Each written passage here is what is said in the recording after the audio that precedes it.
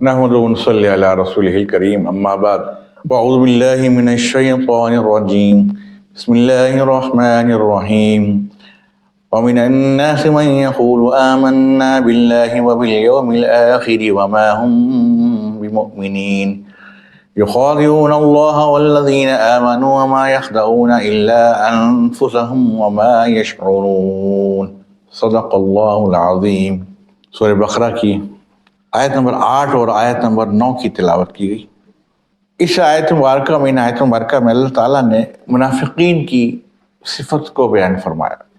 منافقین ایک ٹولہ ہے۔ سورہ بقرہ میں سب سے پہلے جو ذکر آیا متقین کا ذکر آیا، پھر کافرین کا ذکر آیا، اب منافقین کا ذکر ہو رہا ہے۔ یہ منافقین کون ہے؟ یہ بھی ایک ٹولہ تھا، اور یہ مدینہ المنورہ میں جب نبی کریم صلی اللہ علیہ وآلہ وسلم و صحابہ کرام نے اسلامی ریاست کی بنیاد رکھی اور ایک اسلامی ریاست کو بنایا، تو یہاں پر سارے مسلمان تھے، سارے مومن تھے، مسلمانوں کی حکومت تھی، مسلمانوں کا غلبہ تھا۔ مکہ المکرمہ میں مسلمان کمزور تھے، لیکن مدینہ المنورہ میں اللہ رب العالمین نے مسلمانوں کو طاقت عطا فرمائی، حکومت عطا فرمائی، اور چین و سکون آ گیا، اس لیے کہ حکومت اپنی تھی، مسلمانوں کی تھی، لہذا اب کفار کے مظالم سے ان کو کوئی خطرہ نہیں تھا۔ تو مسلمانوں کی یہ طاقت دیکھ کر، یہ غلبہ دیکھ کر اور یہ شان و شوکت دیکھ کر مدینہ کے اندر یہودی تھے، یہودی بھی تھے اور کچھ اور بھی کافر تھے۔ انہوں نے دیکھا کہ مسلمان کا تو غلبہ ہو گیا اور مسلمان تو بہت طاقتور ہو گئے، مسلمانوں نے تو حکومت بنا لی ہے، لہذا اب ان سے لڑنا بیکار ہے، ان کی مخالفت کرنا بیکار ہے۔ اگر ہم ان کے سامنے آئیں گے تو ہمیں نقصان پہنچے گا، اور ایسا نہ ہو کہ مسلمان قتل کر دیں یا مدینہ المنورہ سے نکال دیں۔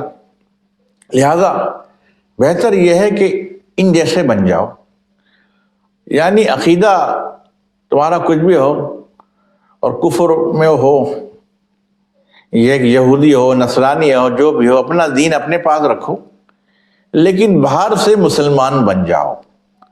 اندر سے کافر رہو لیکن باہر سے مسلمان بن جاؤ۔ تو یہ لوگ پیدا ہوئے مدینہ المنورہ میں۔ تو منافق اس کو کہتے ہیں، اسی کو کہتے ہیں کہ جو اندر سے کافر ہو لیکن باہر سے مسلمان ہو جائے، دینی غلبے کو دیکھ کر، اسلام کی طاقت کو دیکھ کر، اسلامی حکومت کو دیکھ کر اور مسلمانوں کے ڈر سے وہ بظاہر تو مسلمان ہو جائے لیکن وہ اندر سے کافر ہو، اس کو کہتے ہیں منافق۔ یہ ہے اصل منافق۔ اب ہم عام طور پہ کسی ایک دوسرے کو منافق کہہ دیتے ہیں، کبھی منافقت مت کرو، یہ بہت بڑا منافق ہے، تو کسی کو اس طریقے سے منافق نہیں کہنا چاہیے، کیونکہ منافق کا مطلب ہی یہی ہوتا ہے کہ کافر، کہ وہ اندر سے کافر ہے اور سامنے سے وہ مسلمان بنا ہوا ہے۔ تو کسی کو اگر منافق کہا جائے گا تو نعوذ باللہ اس کا مطلب یہ ہو جائے گا کہ وہ کافر ہے، اور ہم نے اس کو کافر کہہ دیا، نعوذ باللہ، اور حالانکہ وہ کافر نہیں ہے، وہ تو مومن ہے۔ البتہ یہ مفسرین کرام نے یہ بیان فرمایا کہ منافق کو ہم دو حصوں میں تقسیم کر سکتے ہیں۔ ایک منافق ہوتا ہے اعتقادی منافق، اور ایک ہوتا ہے عملی منافق۔ اعتقادی منافق سے مراد یہ کہ وہ اس کا اعتقاد ہی غلط ہے، اس کا یقین ہی غلط ہے، وہ اندر سے کافر ہے، وہ اندر سے اس کا عقیدہ غلط ہے، وہ کفر پہ یقین رکھتا ہے، وہ ایمان والا نہیں ہے، لیکن وہ ظاہری طور پر وہ مسلمان ہو گیا، ظاہری طور پر وہ مسلمانوں کے پاس بیٹھتا ہے، تو اس کو کہیں گے یہ اعتقادی منافق ہے، یعنی اندر سے ہی کافر ہے۔ ایک ہوتا ہے عملی منافق۔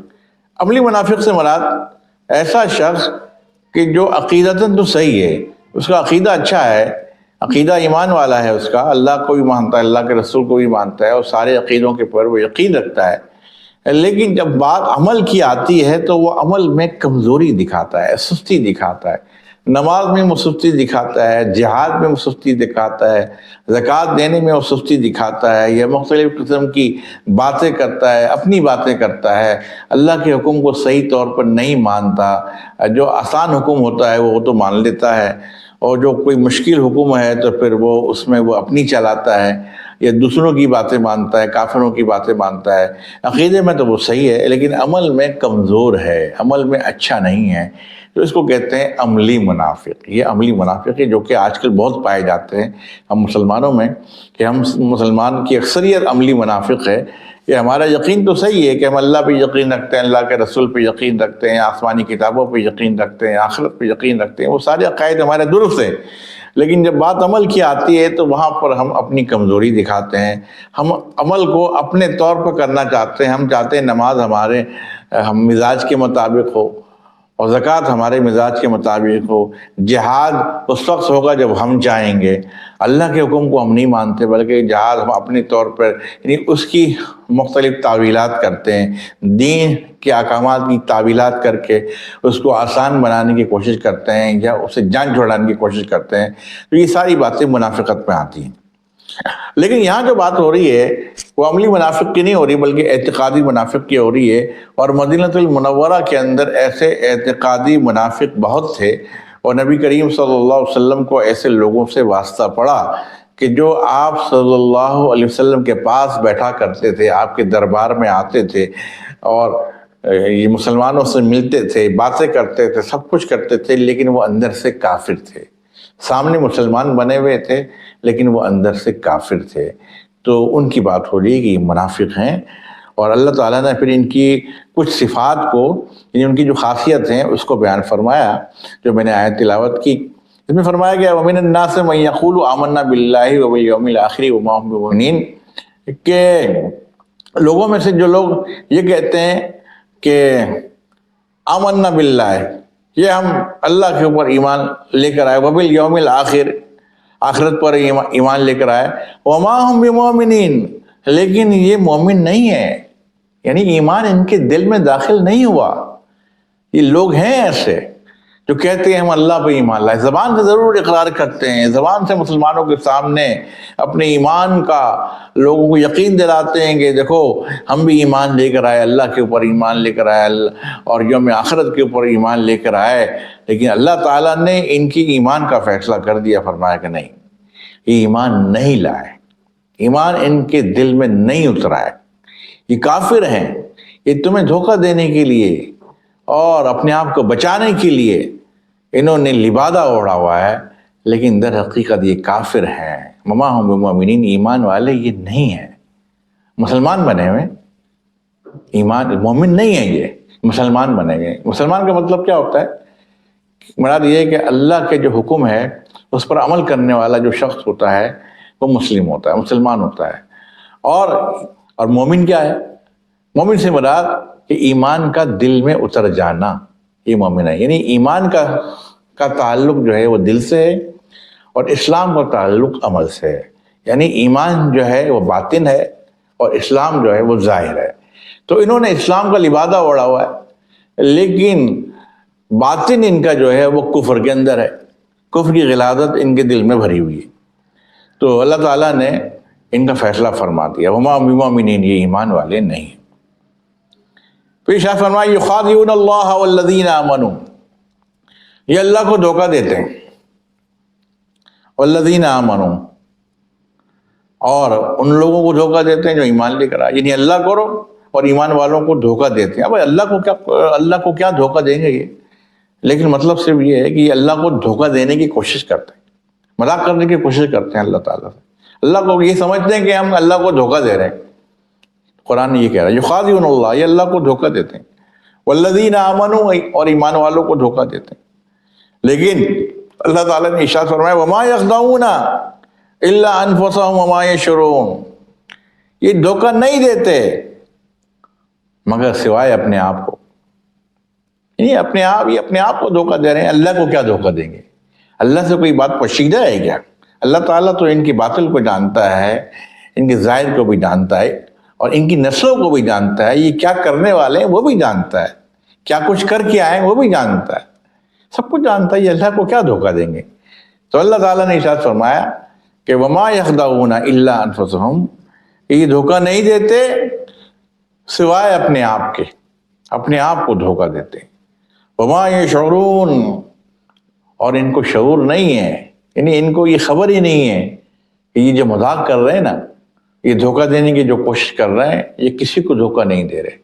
نہ ایمان والوں کو دھوکہ دے سکتے ہیں، نہ اللہ کو دھوکہ دے سکتے ہیں، بلکہ در حقیقت اس دنیا میں صرف یہ اپنے آپ کو دھوکہ دے رہے ہیں، اور یہ بہت بڑے دھوکے میں ہے.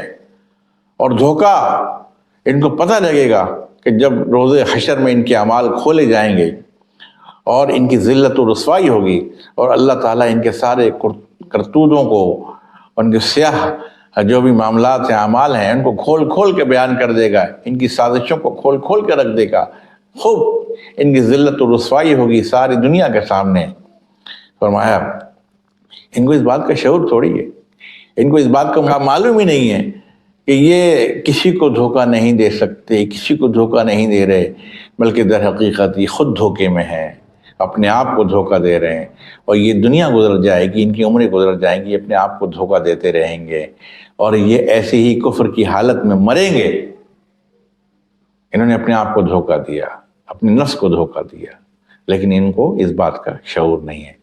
تو یہ ان آیت مبارکہ میں منافقین کی کچھ صفات کو بیان فرمایا گیا تھا.